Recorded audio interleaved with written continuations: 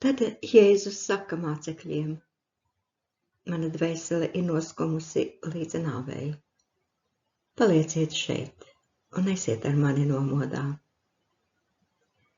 Un nedaudz pagājis viņš krita uz sava vaiga pie zemes, lūdza Dievu un sacīja: mans Tēvs, ja tas var būt, tad lai šis biķeris iet man garām, tomēr ne kā es gribu, bet kā tu gribi.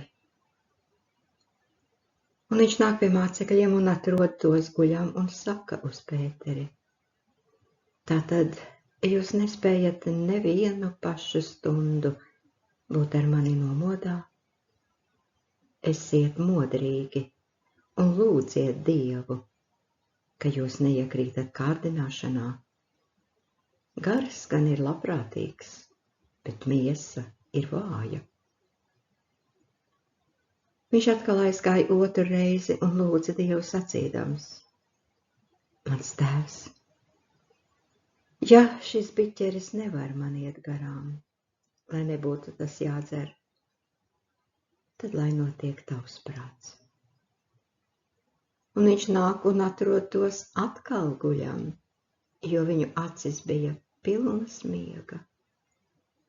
Un viņš tos atstāja un atkal nogāja un lūdza Dievu trešo reizi, tos pašus vārdus sacīdams. Tad viņš nāk pie saviem mācekļiem un saka uz tiem: jūs arvien vēl guļat un dusat. Redzi, tā stunda ir klāt. Cilvēka dēls tiek nodots grēcinieku rokās. Celieties, ejam. Redzi, kas mani nodod, ir klāt. Un viņam vēl runājot, redzi, nāca Jūda, viens no 12, un viņam līdzi liels ļaužu pulks no augstajiem priesteriem un tautas vecajiem ar zobeniem un nūjām. Bet nodevējs tiem bija devis tādu zīmi un sacījis: kuru es skūpstīšu, tas ir tas, to gūstait.